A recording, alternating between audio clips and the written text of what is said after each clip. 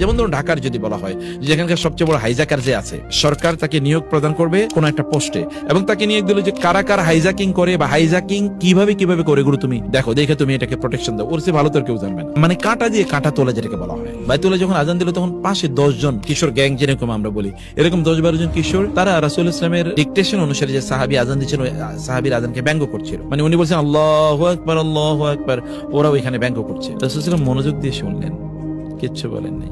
শুনে দেখলেন যে এর মধ্যে তো একজনের কণ্ঠ খুবই ভালো। রাসূলুল্লাহ তাকে ডাকলেন, তার নাম ছিল আবু মাহজুরা। দেখবেন, এই তোমার কণ্ঠ তো খুবই ভালো, তোমার কণ্ঠ তো খুবই ভালো, যাও আগামীকাল থেকে তুমি আজান দেবা, যাও আগামীকাল থেকে তুমি আজান দেবা। এবং তিনি তার রাসূলুল্লাহ সাল্লাল্লাহু তার কি করলেন, যে মাথার চুলটা ধরে এভাবে একটু তার মাথাটা একটু বুলিয়ে দিয়ে বলেন, যাও আগামীকাল থেকে তুমি আজান দেবে। আবু মাহজুরার কি হলো, রাসূলের একটু স্পর্শ তার গোটা চিন্তা চেতনাকে পরিবর্তন করে দিয়েছে। 12-15 বছর একটা ছেলে। তিনি বললেন যে আমি কি হয়েছে আমি জানি না, এরপর থেকে আমি সিদ্ধান্ত নিলাম আমি মুসলমান হয়ে যাবো, এবং মুসলমান হয়ে গেলাম রাসূলের হাতেই, এবং আমি এরপরে আজান দেওয়া শুরু করে দিলাম। আবু মাহজুর, এই যে তার রাসূলুল্লাহ সাল্লাল্লাহু যে তার মাথার উপর যে চুলগুলো ধরেছিল, এই চুলগুলো তার মৃত্যু পর্যন্ত তিনি আর কোনোদিন কাটেন নাই। কারণ হচ্ছে আল্লাহ রাসূল এটা স্পর্শ করেছে। এই যে ট্যালেন্ট গুলো খুঁজে বের করা, কত পজিটিভ আপনি দেখেন, কি অসাধারণ। আমরা হলে দেখে তারপরে মায়ের দিতাম, কিন্তু আল্লাহ রাসূল সাল্লাল্লাহু দেখেন না, ওর মধ্যে ট্যালেন্ট আছে, ওকে তো আমি এই কাজে লাগাতে পারি। সুবহানাল্লাহ ওয়া বিহামদিহি।